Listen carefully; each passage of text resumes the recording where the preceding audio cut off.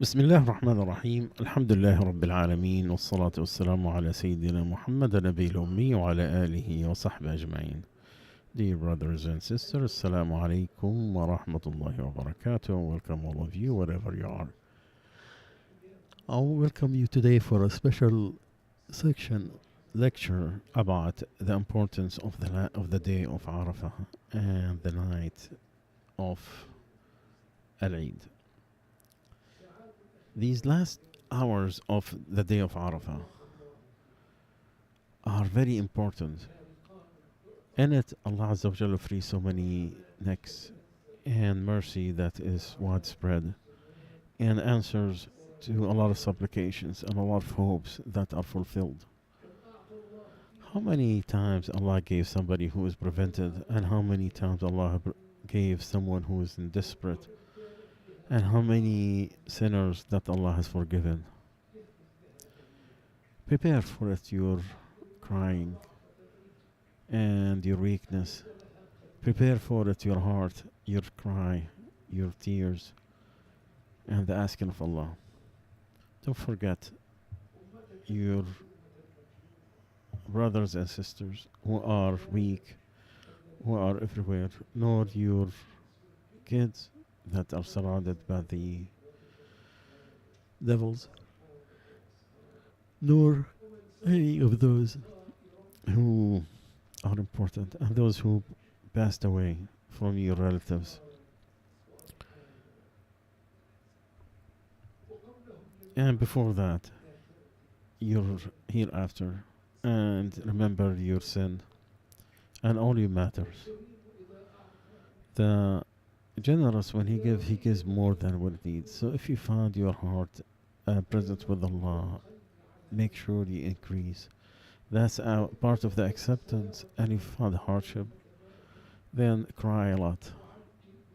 And remember, you need to bring your heart in your supplication.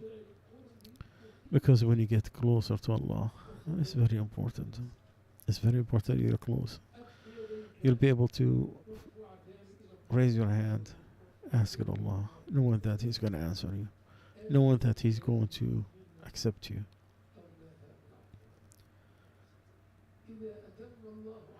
If Allah gave you the rest of the day to live and allowed you to concentrate in your heart and allowed you to make supplication, if He did, know that He wants to give you. Umar ibn al-Khattab used to say, I'm not concerned about the answer of the supplication, but I care about making supplication. We used to say, Arafah is for those who knew, because in Arabic, Arafah means knowledge. Live the last hours of Arafah as if you have just heard it. As if you are hearing the names of those that are free from the hellfire. And you're waiting for your name. There is no day that Allah calls the names of being free from the hellfire more than this day.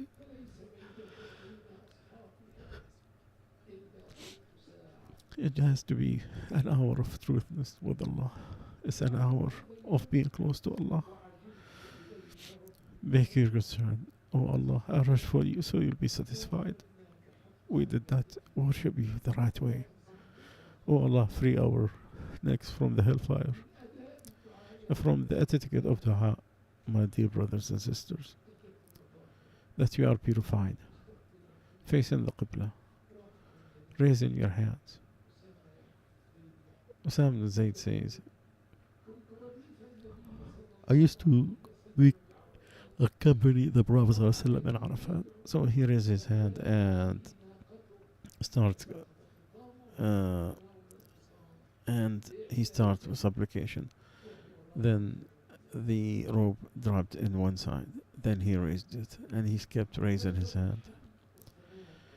Make sure you have a lot of abundance of thankfulness to Allah, gratefulness to Allah.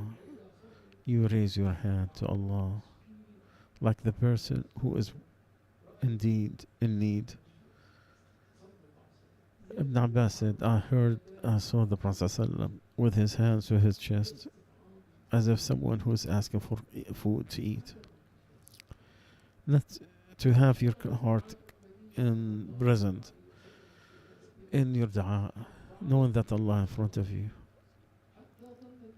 People thought that he is that the Prophet ﷺ is fasting. So Fadl sent with him some milk, and he standing on Arafah on his camel. Then he drank.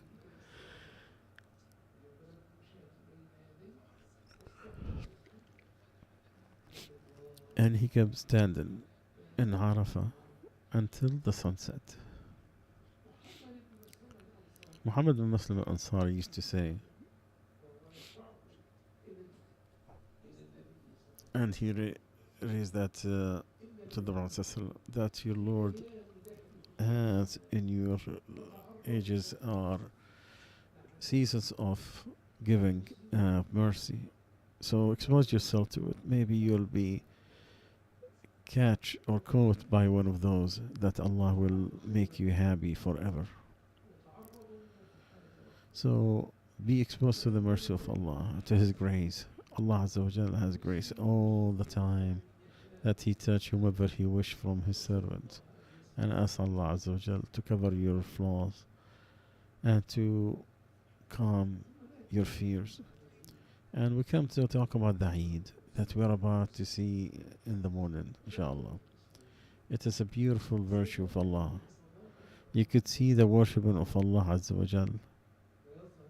In it, you see a lot of the meanings, the beautiful, the social, and human.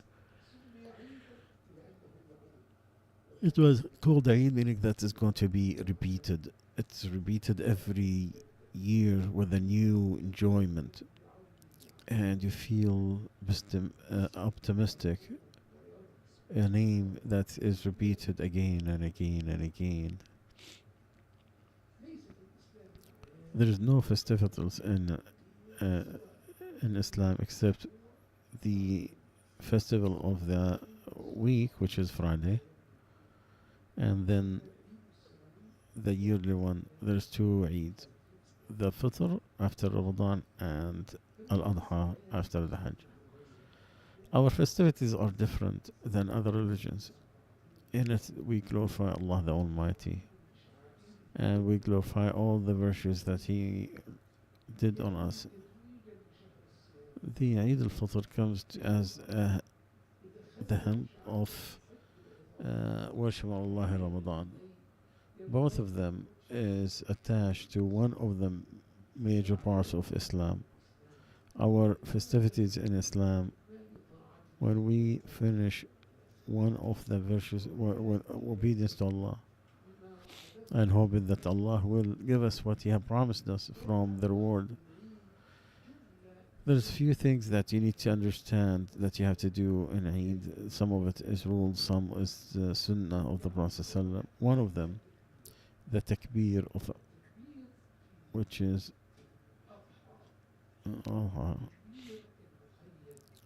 there's the one that is restricted and one that is complete.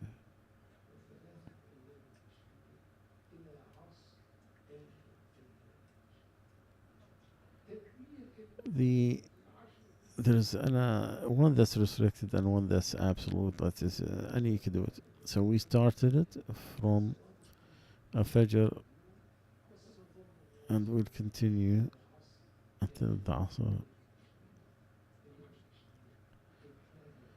The days of Tashriq, which is the 11th, the 12th, the 13th. And these are days of slaughtering. So if you didn't have a start to slaughter, so know that the second day of slaughtering, it is also allowed. From the virtue of that day,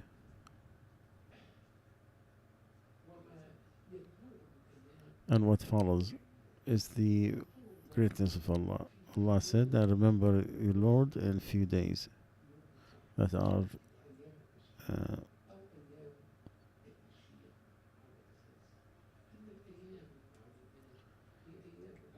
because the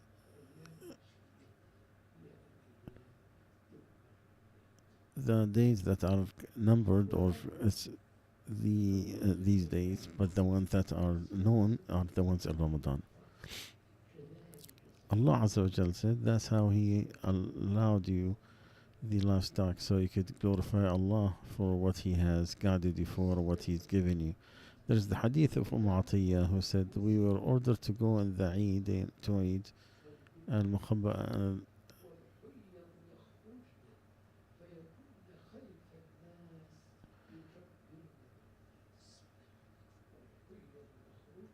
the ones with the who have their period, they will be behind people. They will make glorify Allah Azza wa Jal with people.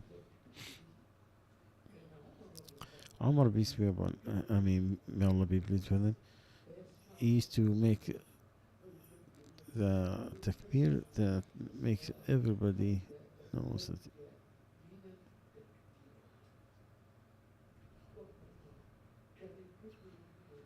And Ibn Umar used to make, and behind the prayers, and he used to make glorify Allah Azza wa Jal all the time, and making takbir all the time, everywhere.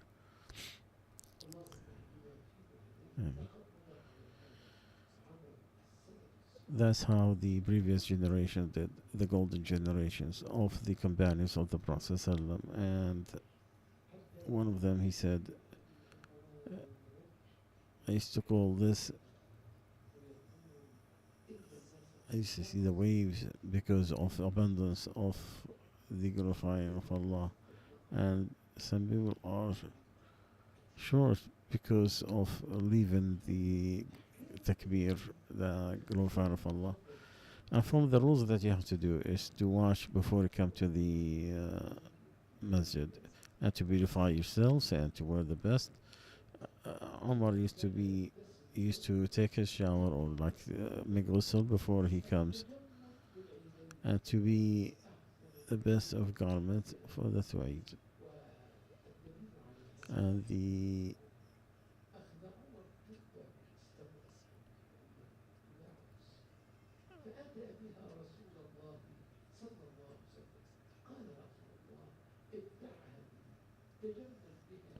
he said, use this one and beautify yourself for Eid. And Imam Bukhari said, the two Eids and to beautify yourself for them in those days. And that was taken from what he alayhi salatu wasallam admitted to the saying of Umar. And Umar knew from the habit of the Prophet sallam that in the two Eids. And Ibn Umar used to say,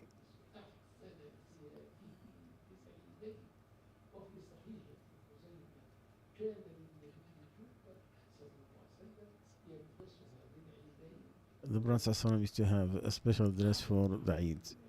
The best thing you could do is the Eid prayers. The first thing that we start with in our day, and we pray Al-Eid. So we shouldn't be busy with something that's distractive before you get yourself ready for the prayers.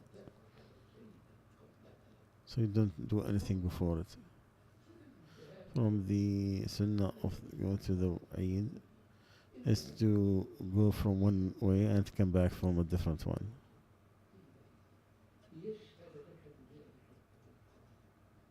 So you could have those ways to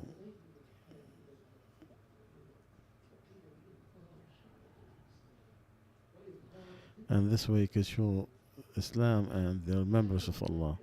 With the angels, they stand in the roads. So he wants to testify two parts of it, and the difference between the is it required for everybody, and it is known and old. The woman would come to the masjid to witness the Eid. Atiyah says the Prophet ﷺ ordered us to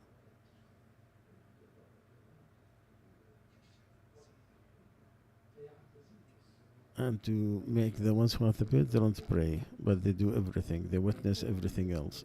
And when the Prophet ﷺ was told,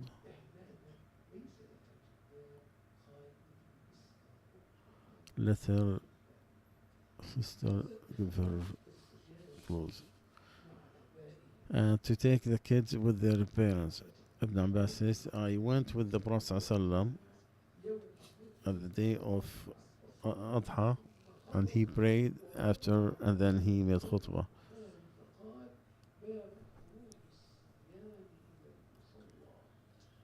And that showed you the allowance of the youth to go to the prayer area to glorify these bounties to Allah Azza wa Jal.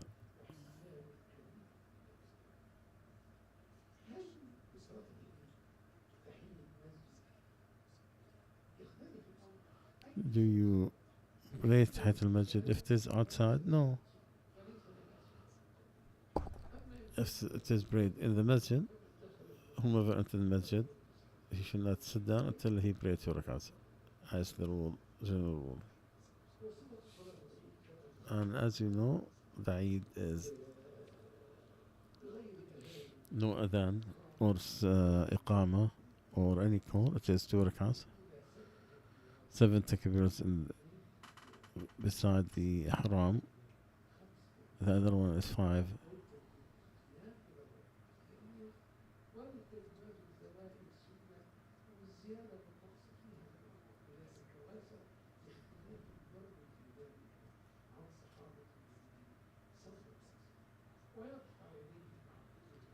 And he raises his hand with every takbirah. The time of Eid is al-Duha. From the sunrise over like about 20 minutes or 15 minutes. Then you look at what is more suitable for you. And also you have to show joy. And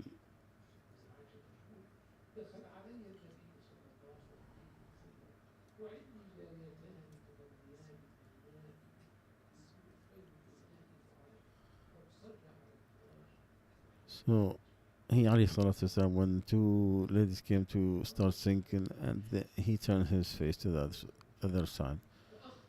So Abu Bakr came in, he said, the music of the shaitan? No. And he said, the Prophet ﷺ to him, leave them alone, this is our Eid, let them celebrate. And that shows you that it is allowed to give a lot.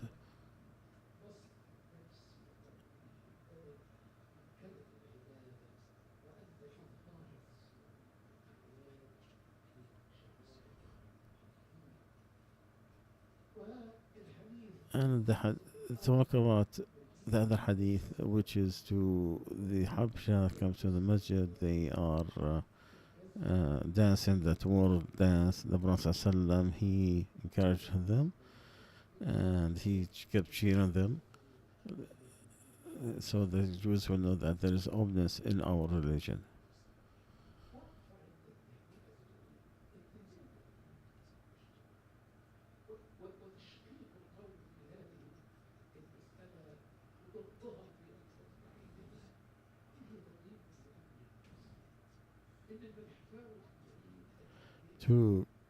You have to congratulate each other for the Eid.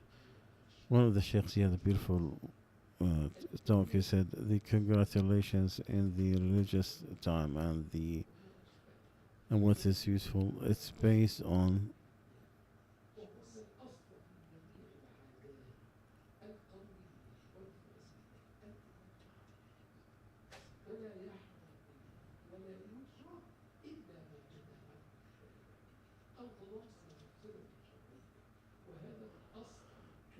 and this it is emphasized in the book of Allah and the Sunnah. And Ibn Taymiyyah said,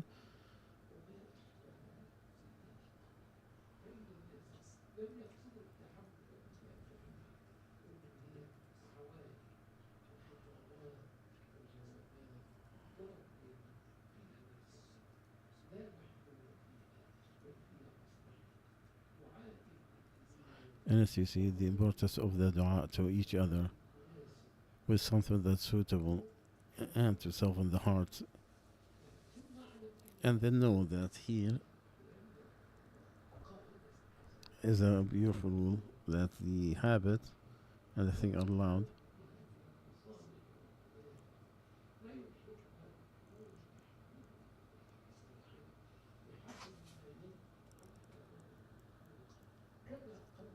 just like the person, you could look at the